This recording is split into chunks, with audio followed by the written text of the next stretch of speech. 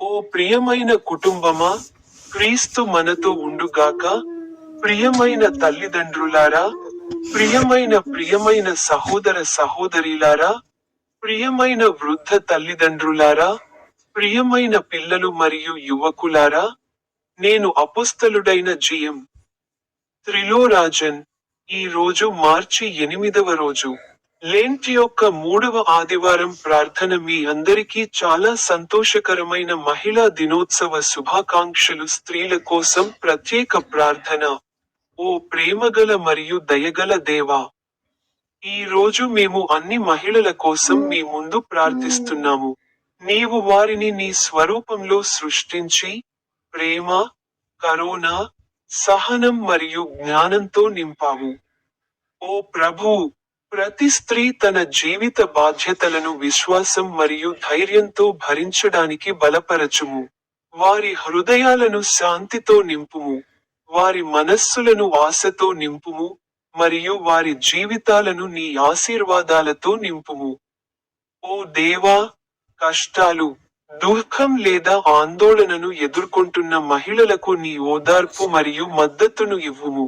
తమ కుటుంబాలను చూసుకునే తల్లులకు ఆరోగ్యం, సహనం మరియు ప్రేమ యొక్క బలాన్ని ఇవ్వండి.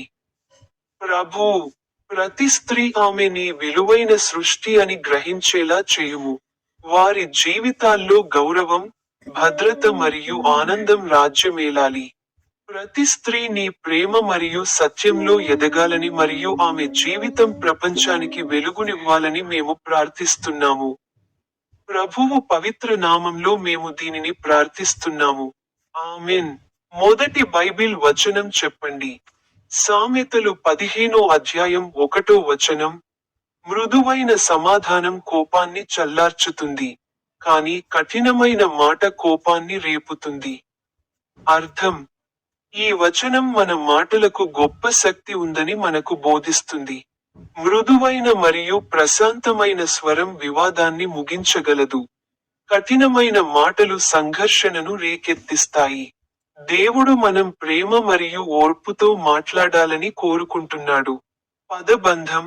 ప్రభువా, మా మాటను మృదువుగా మరియు నిశ్శబ్దంగా చేయుము.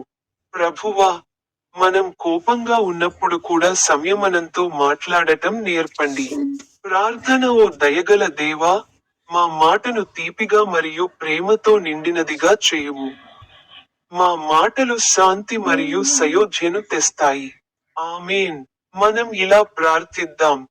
ఓ నా తండ్రి, ఓ భారం మోస్తున్న యేసు, ఓ పోప్ లియో 14, ఓ ఆర్చ్ బిషప్ డాక్టర్ పాల్ మార్చార్డ్, ఓ రాజు చార్లెస్ మూడో. ఈ రోజు మార్చి. ఇది 2026 సంవత్సరంలో 3వ నెల. సేవ మరియు అంకితభావం కోసం. ఓ ప్రభూ, మమ్మల్ని, మనుష్యులను పట్టే జాలర్లు గా చేయుము. తద్వారా మా జీవితాల ద్వారా మేము ప్రజలను నీ ప్రేమ వైపు నడిపించగలము. మా జీవితాలు నీ మహిమకు సాధనంగా ఉండుగాక. ముగింపు ప్రార్థన. ఓ తండ్రి దేవా, మా పిలుపుకు మమ్మల్ని నమ్మకంగా మరియు ధైర్యంగా ఉంచుము. మేము ఎక్కడికి వెళ్ళినా, మేము నీ వెలుగును ప్రసరింపజేయుము. ప్రభువైన యేసుక్రీస్తు నామంలో మేము దీనిని ప్రార్థిస్తున్నాము. ఆమేన్.